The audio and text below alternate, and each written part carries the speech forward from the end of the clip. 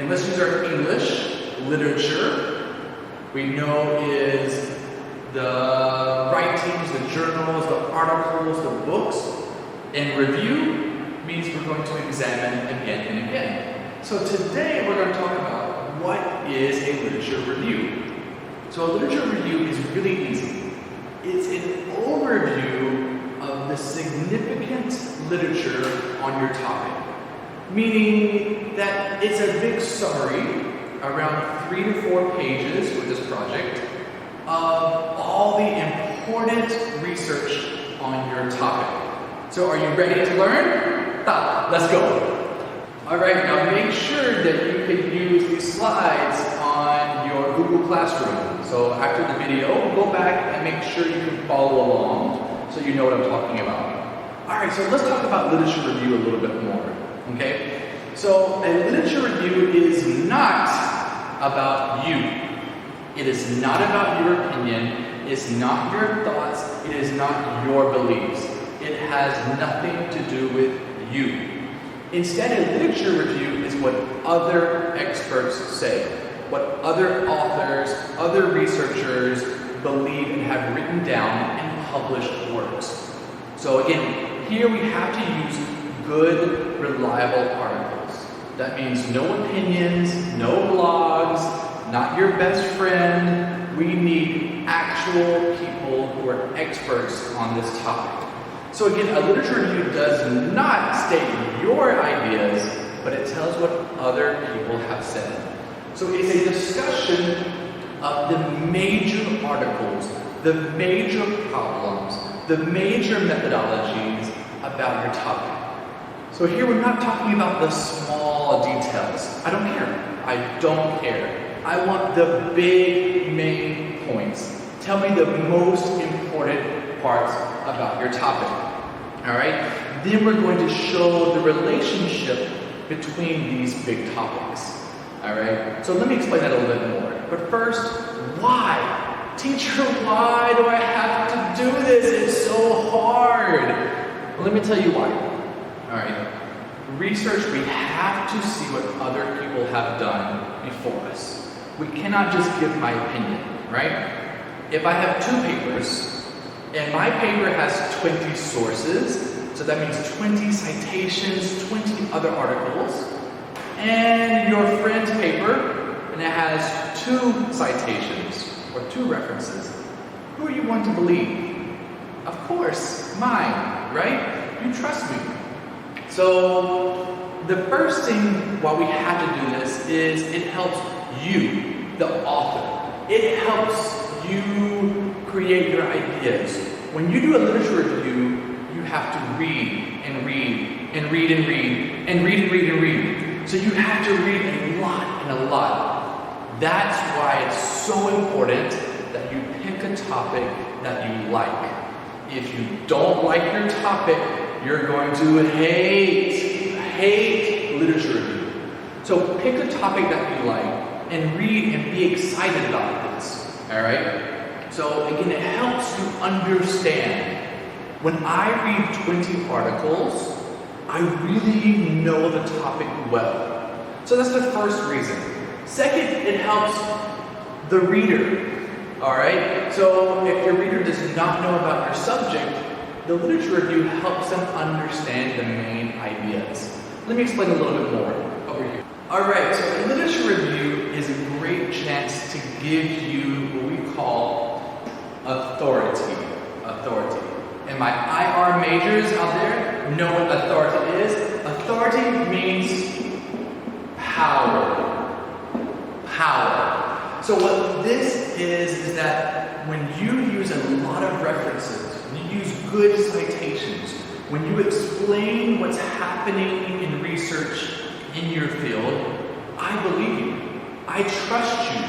I think, this author really knows this topic well. And that's what you want. You want to be able to convince the reader that you're telling the truth, you have facts, and you have evidence.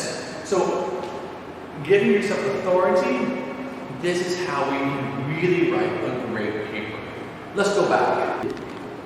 Okay, so we're going back to why we have to do a literature review. Number one, it helps you, the author. Number two, it helps me, the reader, understand the topic. The third one is a little more challenging. It identifies a gap in the literature, okay? A gap in the literature. What does that mean, a gap? It means we're looking for missing information. Remember when I told you that research has to be new? That means no one else has this. So in our literature review, we talk about your field, we talk about what's happening, but we have to identify the missing information. In Cambodia, we're really lacking a lot of good data. We're lacking a lot of good research. So we might have research about your topic in Thailand or in Philippines. We definitely would probably have it in America or the UK, but not in Cambodia. And Cambodia is a different context. So oftentimes, we don't know what's happening here. What research happens around the world may not be the same as here. So literature review helps us find that missing information and identifies how our research will close the gap. Number four is it shows how your research project is related to other research, okay? How your research topic is related to other projects around the world. So that means that, again, I want to show, are my results similar to Thailand? Are they different from Thailand? Or are they a mix? So again, that's why it's really important. And finally, number five, if you're lazy, who's lazy? I am. I'm lazy, and I know you probably are too. When I read and read and read a lot, I can get ideas about good methodologies to use, good analysis techniques. I can see what other authors did that worked and did not work. Okay? So now let's talk about how do I do this. You say, teacher, okay, clear, about why we have to do the literature review. But now how? Let's go back to the board. So how do I do a literature review? We need to understand two words in English to really get the idea. Summarize and paraphrase. And summarize here, this is the verb. The noun is summary. And what does summarize means? It means instead of 20 pages, I make it short, to the point. Alright? So I get only the main ideas. Paraphrase is similar, but it's putting things in your own words, your own ideas. Why do I have to paraphrase? Is that especially in research, they make things really complicated. So when I paraphrase, I put it into easy English so the audience can understand. So what you're going to do is you're going to read and read and read and read and read and read and read and read and read and read, and we're going to summarize each article. Okay? But I don't say article number 1, summary. Article number 2, summary. Article number 3, summary. No. I read all the articles and I see how are they similar. This article here and this article are similar, have good ideas. Put it together. And this article and this article, put it together. So again, I'm reading and I'm showing how all the research related to each other. Okay, let's go back to the slides. So you may say, where do I go get this information? Of course, as you complain a lot. But you can go, my favorite place is Google Scholar. So scholar.google.com it's like Google, but only for academic papers. So next week I'm going to shoot a short video to show you some other tips on where to find good information. So my last slide is, how do I know a good source, a good literature review? What makes it great? The first one is it's well organized. That you have sections that are clear, you have bold section headings, and everything is tight and related to each other. Okay? Second, the sources are good. Again, I told you, no blogs, no opinions, high quality sources from universities, from experts in the field. All right?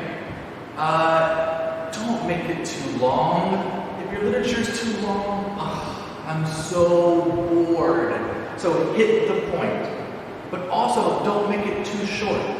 If your literature review is 1 page, I think, so lazy, did not read enough. So you have 3 or 4 people in your group, so I expect all of you to read at least 5, 8, 10 articles, all right? So you have to spend time. That's why you cannot do one-night policy, even though I know you love one-night policy, all right? So at the end of your literature review, when I finish it, I should understand your topic very well, all right? That means it's comprehensive. And so finally, I think, this group really understands the topic. They are experts, and I trust them, and they have authority, all right? So that's the goal we want to have. So I'm going to upload some good examples of literature review, because this is all theory. Right? It's hard. But when we see examples, then we start to understand, wow, this paragraph has 8 good sources. Okay, I can see they read this article and put them together where they're similar. All right? So don't be discouraged. Just remember to read. Don't wait until the last minute. And again, find the major articles. Find the major problems and show how they're related. Okay? So I hope you enjoyed my video. I miss you guys so much. Don't forget to like and subscribe. And I'll see you next week. Bye.